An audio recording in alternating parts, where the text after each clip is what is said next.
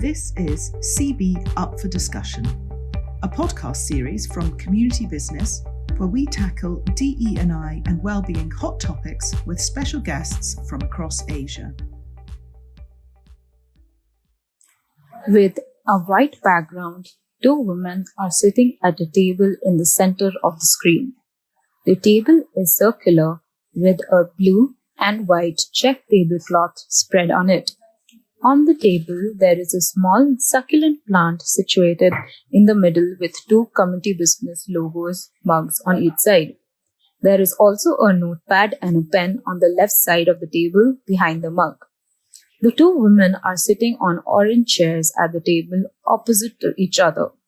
The woman on the left is the moderator, Sandhya Manoj, Executive Director at Community Business. She is an Indian woman with brown complexion. She has mid-length black hair. She is smiling while wearing hoop earrings and a white and blue checked kurta with a few red hearts in various boxes. The woman on the right is the speaker, Meenu Bhambhani, Regional Head and VP, Global Inclusion, Diversity and Equity at State Street. She is an Indian woman with a fair complexion and has white and black hair. She is wearing black trimmed glasses, a small red bindi, and a small white pearl earring. She smiles while wearing a red kurta with white motifs and a white dupatta.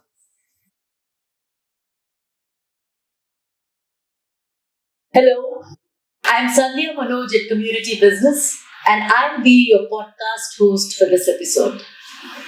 Today, we're delighted to be up for discussion with Meenu Bhambhani from State Street.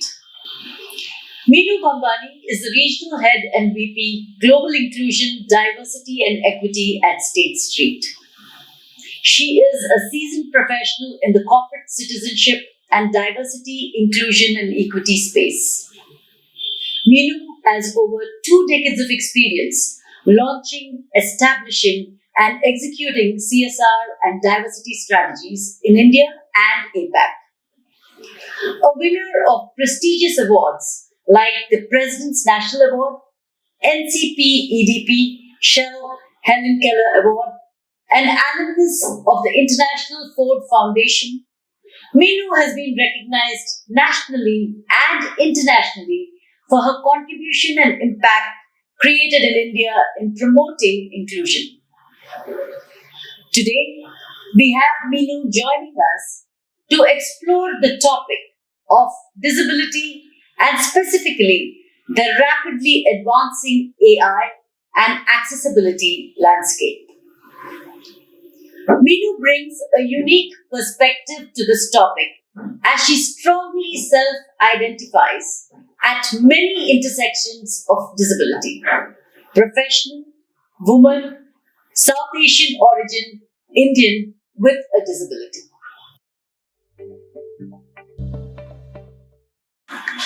Welcome, Meenu. It's lovely to have you here with us for this podcast. Before we get started, would you like to share a few lines about yourself? Thank you, Sandhya, and thank you, Community Business, for having me here for this podcast. This is a cause that is very close to my heart. I'm a person with disability, and I very strongly identify at the intersection of gender and disability. And all my life, I've just worked in this space through my volunteering, through active engagement with the non-profits working in the disability space, to becoming a pioneering change agent in my previous avatar as head of CSR and emphasis driving some of the first in India around disability inclusion focused on accessibility. Wow, so that's incredible, Meenu. Anyway, so let's just get into the questions straight away to understand. See, according to the International Labour Organization, it's estimated that about 472 million persons with disabilities are there across Asia in that age group available for workforce, but only 1/3 of them are actually employed.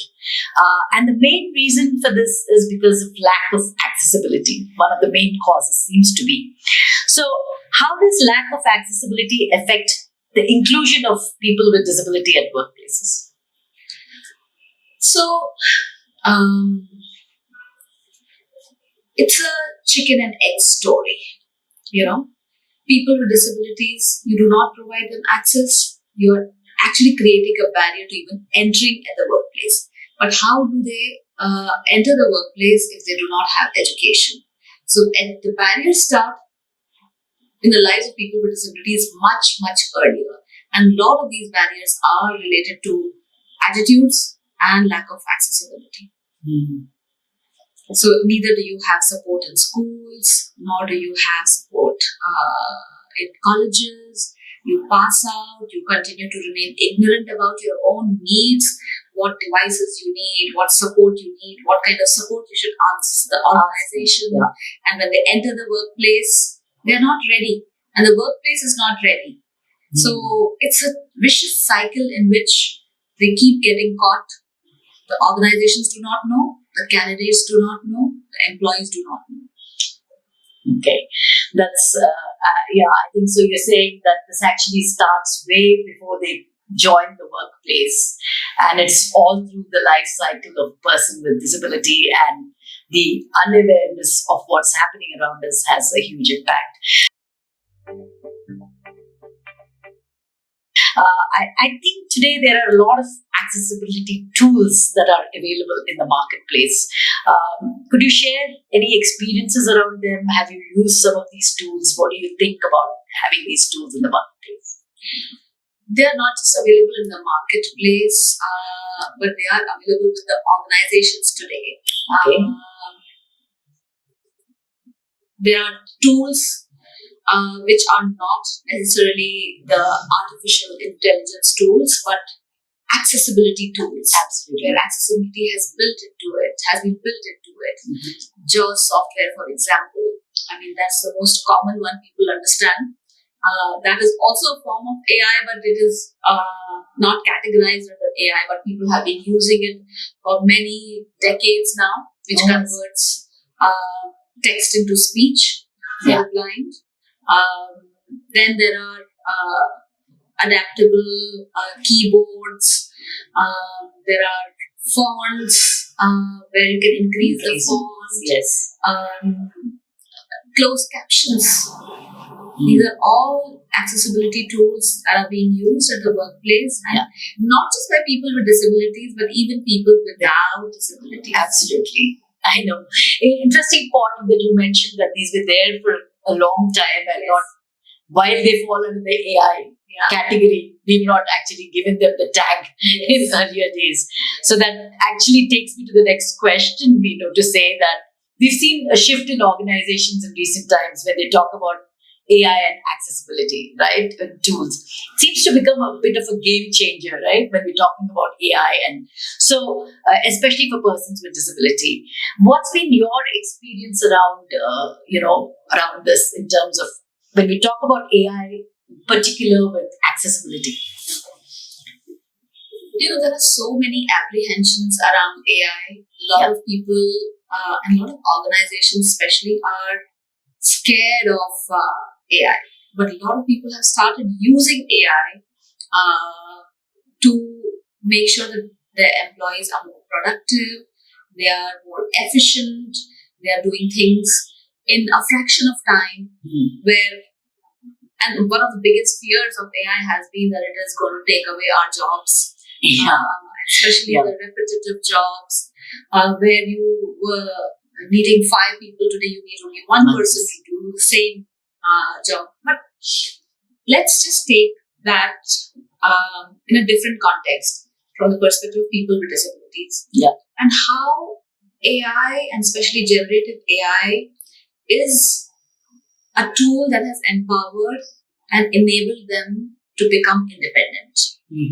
And as this technology is improving, it is going to become a huge game changer in the field of disability inclusion. Okay. I'll give you a couple of examples. Absolutely. I'm sure you've heard of ChatGPT. Yes, of course. And I'm sure a lot of organizations are already using it. I was at this accessibility conference last year in Delhi where the testers were saying that nowadays we don't write codes, we generate them on ChatGPT. Really? Yeah. Oh, it's gone to that level. It has gone to that level. And then you do the human intervention to refine it further, but you don't have to create a Right from the beginning. or from scratch. So this is how even technical engineers, etc., are using ChatGPT. I have friends in the sector, in the disability sector, who have been using Vision GPT. Okay. Those who have visual disability, for example. Now, they say that they used to have a huge challenge in accessing drafts and PowerPoint presentations, which were in PDF, and especially the flow charts, etc. They were just not accessible to them. The JAWS could not read it very well, so they use Vision GPT. Now, Vision GPT very clearly lays out the whole flow of the chart, and simplifies it for them so that they are able to understand. Now, marketing, for example, has a lot of these pivots and graphs and infographics which are presenting to the senior management and all. And my blind So they friends are able to read it. they are able to read it. Wow, that's a real game changer, I would say. Yes, because a lot of these things used to prohibit organizations from hiring people with visual disability, that they will not be able to. Yeah, they can do part of the job, but they will need dependence on. Correct. So So that is how. Secondly, today captions have become a norm. PowerPoint presentations like Microsoft Office 365. Yeah. It has auto-design tools for PowerPoint. Now, that is so accessible to people with visual disabilities because they have struggled the most with PowerPoint presentations and making PowerPoint presentations. But this auto-design tool helps everyone and not just people with disabilities. Amazing. Google Assist, Ways. Alexa, Siri, all these. It's all around us. It's all around us. Yeah. And it has benefited people with disabilities by making them independent and not dependent on human assistance. Yeah. Robotic devices. Oh, yes. Yeah, we have them even in surgery today. It's Yes. And there are so many people with disabilities who need caregiving and this kind of assistance. Yeah. What one is visualizing in the next few years is that this technology is advancing at such a rapid pace that this dependence on caregivers will also reduce or make caregivers also more effective. More accountable, more effective. Yeah. Because they need sometimes these tools. Simple example, like today we all have washing machines at home and we also have house help. Yeah. So house help is using that technology to do it efficiently. Unheard of, a decade ago, I guess, in that sense, right? I mean, how rapidly we've adapted to change. Amazing, actually, to think of some of the things, especially the Vision GPT seems to be a game changer for sure, and many of the things that we spoke about. So, Meenu, you were talking about a lot of positives, especially for persons with disability, with AI being introduced, and it's amazing to learn, especially like Vision GPT, etc. And of course, all the things that you spoke about. But still, you started your answer saying that there are a lot of apprehensions in the workplace to actually adopt AI. Would you be able to share some thoughts on this, and why do you think that happens? So, Sandhya, the apprehensions are from an ethical perspective. A lot of organizations are like doing a blanket ban or prohibition of AI tools, and but it is an important need for people with disabilities. Like, for example, tools like ChatGPT. You ask a question and it will give you an answer. And that answer, it will not quote you the source from where it got the answer. Yeah. That answer will be from multiple sources combined together. Now, how do you give credits to that? Yeah. Right? Who has originally written? And so there are these ethical issues around AI, which have been questioned by experts. I'm not an expert, so let me put that caveat here. Yeah. But these are the apprehensions that I have heard from people and in the workplace. But when I speak to people with disabilities, they say, yes, it is going to take away our jobs. It is going to, but it has been an enabler as well. So we have to look at it as a tool that enables them. And within those caveats, organizations can make some of those concessions for employees with disabilities who need it as a reasonable accommodation to be able to perform on par with others, to be able to retain their jobs, to be able to grow in their jobs. And that is not happening in the absence of a lot of these frameworks and guidelines in place, and the blanket prohibition of these tools. So basically, you're saying that we shouldn't be looking at it as something to fear, but maybe something to embrace. Yes. Because the positives do exist. Yes. And maybe companies should be a little more mindful about how do we go around the ethical guidelines, and how do we create proper frameworks, and who can use it, when can they use it, how do we use it, and create a policy around it. But according to you, it's definitely a game changer, and it's something that people with disability can benefit from, to work on par with the rest of the employees in an organization in most cases. In most cases. Yeah. What happens, like when an employee joins an organization, it's not just the employee goes and sits at his desk and his or her desk. That is, they move around, they use the cafeteria, they use the washroom, they can't have coffee conversations a lot of times, especially if you're blind and if you have mobility issues. The way they are placed today, everything is touch.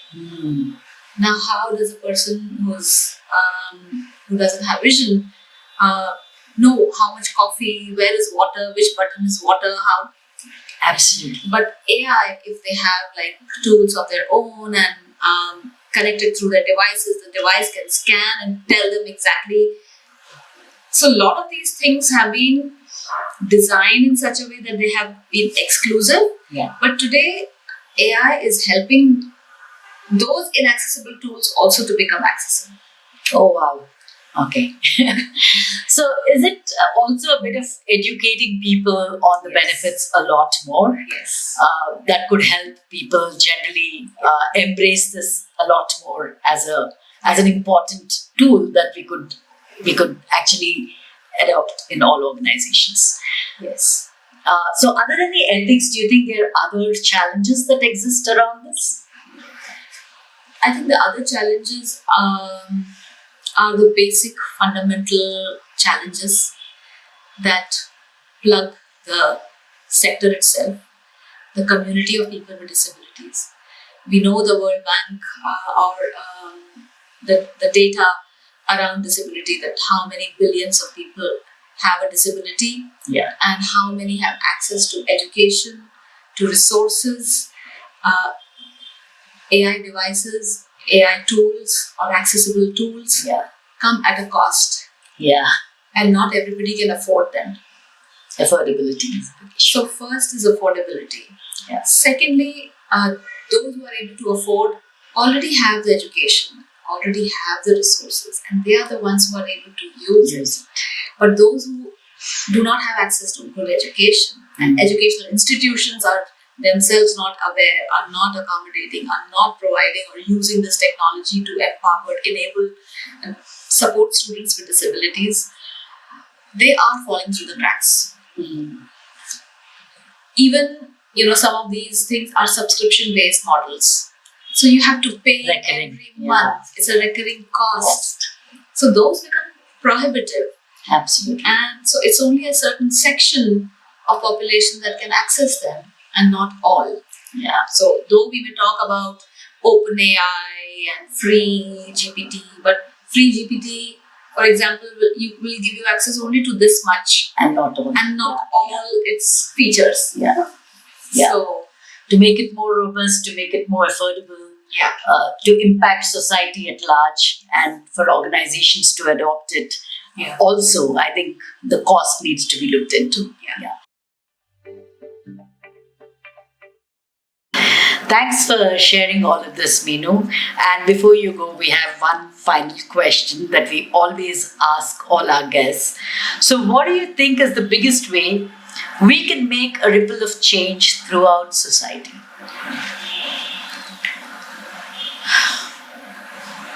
I think it's important that we highlight these changes and showcase them to the world, because the world is not aware of how empowering it can be. It also requires a systemic change, and unless we address the issues at systems level, the ripple effect doesn't happen. Absolutely. Yeah. So the systemic change has to happen at the education level, at the level of cost, subsidies.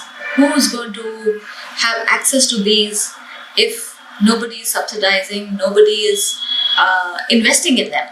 Yeah. So more investments, greater education, a lot more affordability. yes, Can bring in that systemic change and the ripple effect that we want to see throughout society. Thank you so much for making time and sharing your thoughts on this very, very important topic. We're honored to have you today on Up for Discussion. Thank you once again for joining us today. thank you, my absolute pleasure, and thank you, Community Business. Thank you, Sandhya. I really enjoyed this conversation. Thank you, Meenu. Thank you for listening to CB Up for Discussion. For more information about our work across Asia, head to the Community Business website.